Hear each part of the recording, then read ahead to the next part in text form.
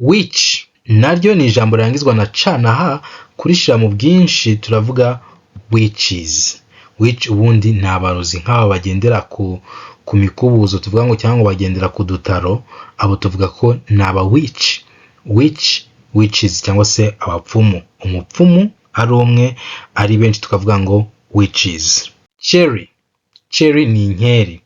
Cherry tureshya mu bwinshi gute? Nouns ending in a consonant plus y, dufite ijambo rirangizwa n'ingombajwi. Ingombajwi iyo ijambo ryawe risozwa n'ingombajwi twongeyeho y, iyo y tuyihinduramo ies.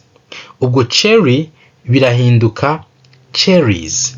Cherry iravaho dushireho cherries. Cherry mu gihe ari nyinshi tukavuga ngo cherries. Iyo tuvuze ngo nyinshi guhera kuri 2 kuzamura biba ari cherries.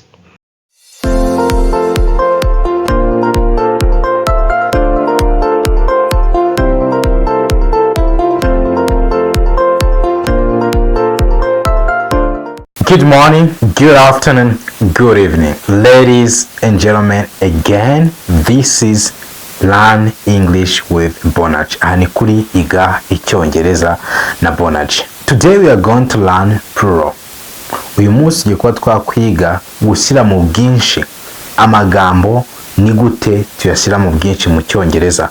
Hari amategeko dukurikiza, amategeko tugenderaho mu gihe ugiye gushyira mu bwinshi amazina. That's what you are going to be dealing with. Ibyo tugiye kuba dukora uyu munsi.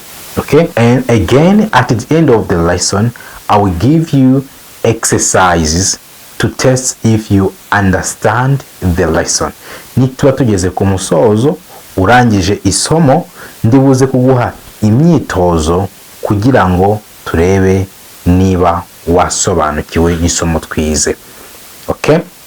Now, before we start the lesson of today, we want you to know that we can teach you wherever you are. Mbere ko dutangira isomo, dushaka kumenya yuko twakwigisha aho waba uri hose. If you are in USA, Canada, Europe, or any part of the world, and you feel like you want to learn with us, we can teach you via Zoom.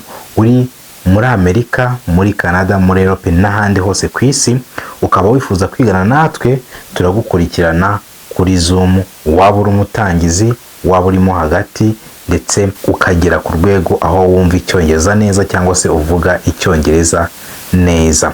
Ikindi nanone reka tukwibutse yuko tugufitiye ibitabo byagufasha kwiga neza ndetse ukabifatanya n'amasomo yacu. If you need either one of our services, you can contact us on 07802931112 or 072800427.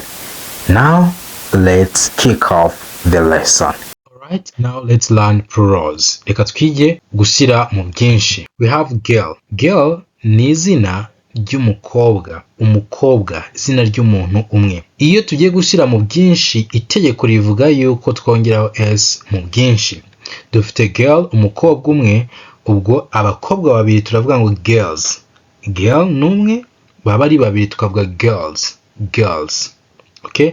The plural form of most nouns is created by adding the letter s. Amagambo menshi iyo tugiye kuyashyira mu bwinshi twongeraho iyi s. Nouns that end in ch, sh, x, s, z add es for the plural. Iyo dufite amazina mu cyongereza arangizwa na x cyangwa se akabarangizwa na ca na ha na sa na ha na sa na za, iyo ugiye kuyashyira mu bwinshi wongeraho iyi es. Ubwo fox bivuga ingunzu, ubwo turagira foxes. Fox ni imwe, nyinshi turavuga ngo foxes. Which naryo ni ijambo rirangizwa na ca na ha, kurishira mu bwinshi turavuga witches. Which ubundi ni abarozi nk'aba bagendera ku mikubuzo tuvuga ngo cyangwa bagendera ku dutaro, abo tuvuga ko ni aba witch. Witches cyangwa se abapfumu. Umupfumu ari umwe, ari benshi tukavuga ngo witches. Cherry ni inkeri. Cherry tureshya mu bwinshi gute? Nouns ending in a consonant plus y dufite ijambo rirangizwa n'ingombajwi. Ingombajwi iyo ijambo ryawe risozwa n'ingombajwi twongeyeho y, iyo y tuyihinduramo ies. Ubwo cherry birahinduka cherries. Cherry iravaho dushireho cherries. Cherry mu gihe ari nyinshi tukavuga ngo cherries. Iyo tuvuze ngo nyinshi guhera kuri 2 kuzamura biba ari cherries, aba ari ubwinshi. Tugira n'ibyo twita irregular plurals. Irregular plurals ni ugushyira mu bwinshi ariko ku mazina atabarika, ibintu bitabarika. Okay? Irregular plurals ni ugushyira mu bwinshi ariko ku mazina adakurikiza ariya mategeko tumaze kubona. Nk'aha dufitemo man. Man ni umugabo, gushyira mu bwinshi turavuga ngo men, umugabo umwe, ari 2 kuzamura tuvuga men, abagabo. Woman turagira women, tuvuga women, ntabwo tuvuga women, tuvuga we. Iyi o itinduka i tukavuga ngo women, woman, women. Child ni umwana, abana turavuga children. Wait. Here with me I have books. Mufitiye ibitabo.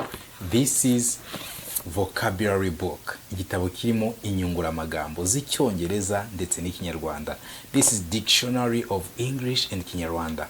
Niba mu gihe uri kuvuga icyongereza amagambo akubana makeya, this is a book that can help you.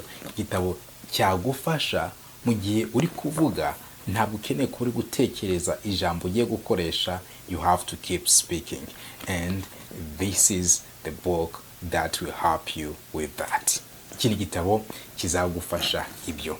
Ikindi, niba uri umutangizi ukaba ushaka kuzamura urwego rwawe rw'icyongereza, this is Begin Smart to End Smart with more than 200 pages, pages zirenga 200. Harimo icyongereza ndetse gisobanuye mu kinyarwanda, 200 pages. Harimo amasomo yibanze yose ku muntu ushaka gutangira ku icyongereza, ateguye neza ku buryo wumva ibyo uri kwiga ukabisobanukirwa. Iki gitabo niyo waba usanzwe uzi icyongereza ushaka kuvuga ngo reka nige icyongereza none nkihereye mu mizi, cyagufasha. And again, if you have a problem to describe the actions, niba ugira ikibazo cyo kubasobanurira ibikorwa uri gukora, dufite igitabo kirimo verbs, inshinga. Harimo regular verbs, inshinga zikurikiza amategeko, hakabamo irregular verbs, inshinga zidakurikiza amategeko, 12 tenses, ibihe 12 by'icyongereza, modal verbs. Iki gitabo cyagufasha ugashobora gusobanura ibikorwa biri kuba, ibikorwa byabaye, ibikorwa bizaba. Iyo ukeneye kubasobanura ibikorwa, iki gitabo cyagufasha. Harimo inshinga, buri nshinga isobanuye mu kinyarwanda ndetse tukaguha n'urugero kuri buri nshinga. This book can help you to describe the actions. Tukaba tugufite igitabo kirimo dialogues, ibiganiro. Iki gitabo kirimo dialogues, ibiganiro by'icyongereza ndetse bisobanuye no mu kinyarwanda kuri topics zigiye zitandukanye, ku ngingo zigiye zitandukanye. Iki gitabo cyagufasha kuko iyo tuvuga dukoresha ibiganiro. Iki gitabo rero kirimo ibiganiro ndetse bisobanuye mu cyongereza no mu kinyarwanda. If you need one of our books, uba ukeneye kimwe muri ibi bitabo cyangwa se byose ukaba ubikeneye, watumenyesha kuri 0780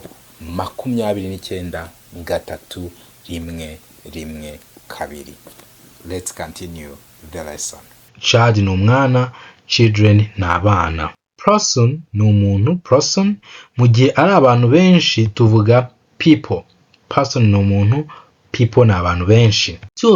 Tooth ni iryinyo, iyo ari amenyo menshi tuvuga teeth. Tooth iryinyo, teeth amenyo. Wibuke turi kuri irregular plurals, none ni ugushyira mu bwinshi tudakurikije ya mategeko twabanje kureba.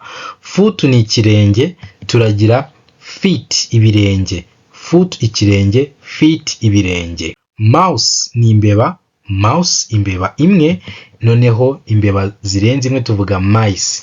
Mouse imbeba, mice imbeba nyinshi. Amagambo arangizwa na fe, iyo tugiye kuyashyira mu bwinshi ya fe ihinduka vz, iyo f tuyikuraho tugashyiraho vz. Knife ni icyuma cyangwa se igisu, tukagira knives. Okay?